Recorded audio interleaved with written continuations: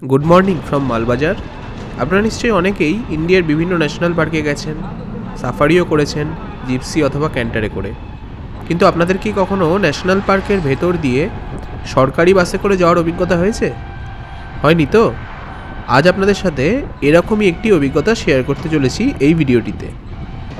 By the way, এর আগের পর্বে আপনাদের দেখিয়েছি পাহাড়, নদী, জঙ্গল, চা বাগানের মধ্যে দিয়ে একটি অসাধারণ ট্রেন জার্নি। তারও আগের পর্বে আপনাদের সাথে শেয়ার করেছি কি করে আপনারা নিউ জলপাইগুড়িতে দালাল চক্র এবং প্রতারণার হাত থেকে বাঁচবেন এবং কম খরচে গ্যাংটক অথবা দার্জিলিং গিয়ে পৌঁছবেন। ভিডিওগুলি এখনও না দেখে থাকলে আই বাটন অথবা ডেসক্রিপশন বক্সের লিঙ্ক থেকে দেখে নিতে পারেন। আচ্ছা, আমি এখন আছি মালবাজার বাস স্ট্যান্ডে। এখান থেকে এনবিএসটিসির বাস ধরে যাব জলপাইগুড়ি, আর এই রুটটি গেছে গরুমারা ন্যাশনাল পার্কের ভেতর দিয়ে। আপনারা ম্যাপে নিশ্চয়ই দেখতে পাচ্ছেন। দেখুন, গরুমারা ন্যাশনাল পার্কটা আমি হাইলাইট করে দিয়েছি।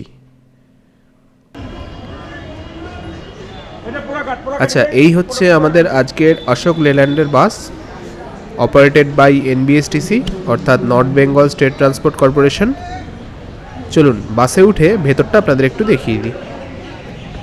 আমি ফ্রন্ট সিটটা নিয়েছি ভিডিও করব বলে।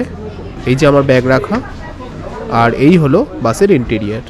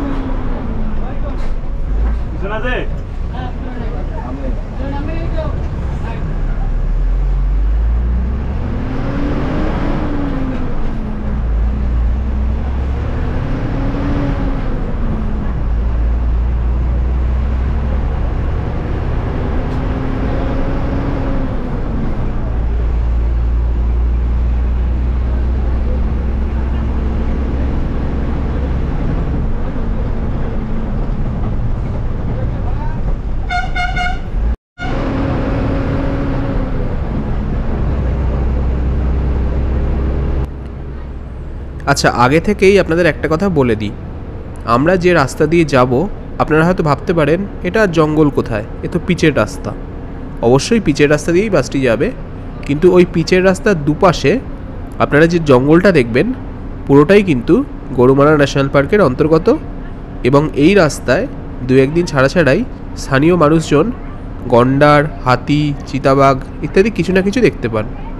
আমি নিজেও কিছু বছর আগে এখানে বেড়াতে এসে রাস্তার পাশে গন্ডারের দেখা পেয়েছিলাম। আর এই পুরো রাস্তাটাতেই আপনারা দেখবেন সাইনবোর্ডও দেওয়া আছে, ড্রাইভ স্লোলি, ওয়াইল্ড অ্যানিমালস মে ক্রস।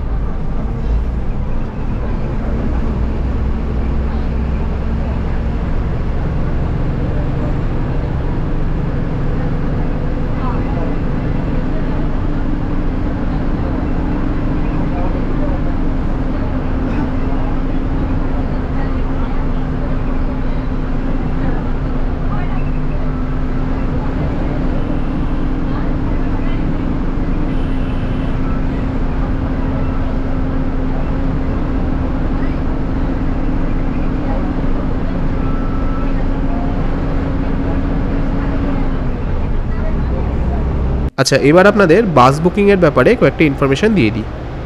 এই বাসের টিকিট কিন্তু আপনারা অনলাইনে পাবেন না, ইভেন কোনো কাউন্টার থেকেও পাবেন না। বাসে উঠে আপনি কন্ডাক্টরকে টাকা দেবেন, উনি আপনাকে টিকিট দেবেন। আর পুরো জার্নিটার অর্থাৎ মালবাজার থেকে জলপাইগুড়ি অবধি বাসের ভাড়া হলো 60 টাকা, আর ডিস্টেন্স মোটামুটি 57 কিলোমিটার মতো। সময় লাগে 1.5 ঘন্টা থেকে 1.25 ঘন্টা। আর আপনারা যারা চালসা, বাতাবাড়ি, লাটাগুড়ি ইত্যাদি যেতে চান তারাও এই বাসটি অ্যাভেল করতে পারেন। আর আপনারা যদি ডাইরেক্ট শিলিগুড়ি যেতে চান মালবাজার থেকে, সেটাও যেতে পারেন। ডাইরেক্ট শিলিগুড়ির বাসও আপনারা পেয়ে যাবেন।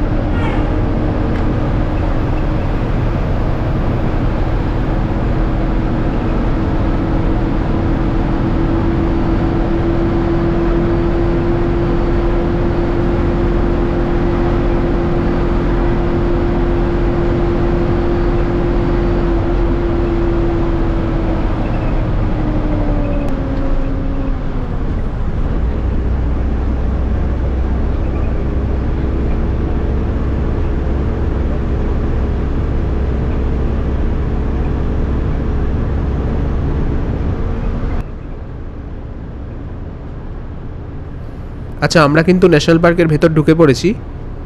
এক্ষুনি বাঁদিকে আপনারা মেন এন্ট্রি গেট দেখতে পাবেন, যেখানে জিপসিতে করে আপনারা ঢোকেন সাফারি করার সময়।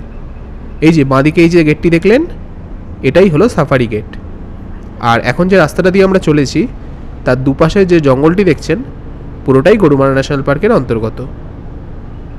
আরেকটা জিনিস খেয়াল করবেন, রাস্তা ফাঁকা হওয়া সত্ত্বেও বাস কিন্তু স্পিড তুলছে না, আস্তে আস্তেই যাচ্ছে।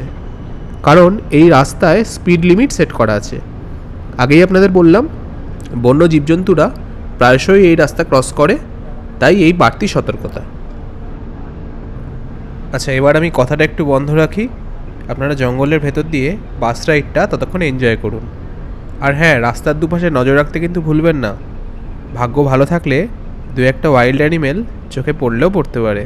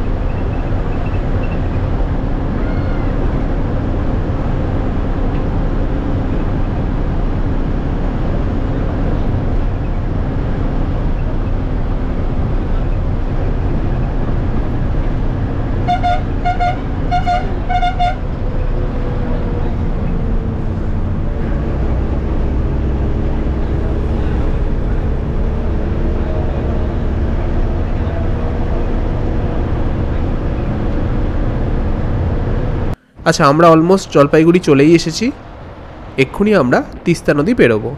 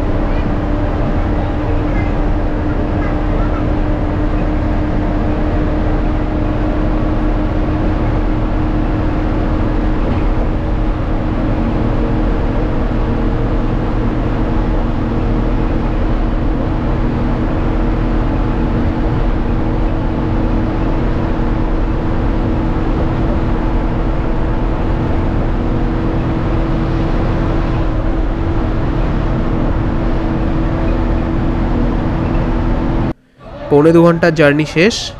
আমরা এসে পৌঁছেছি জলপাইগুড়ি বাস স্ট্যান্ডে। আজকের ভিডিওটি তাহলে এখানেই শেষ করি। ভালো লাগলে please like, share and subscribe. দেখা হচ্ছে পরের পর্বে। সবাই খুব ভালো থাকবেন। নমস্কার।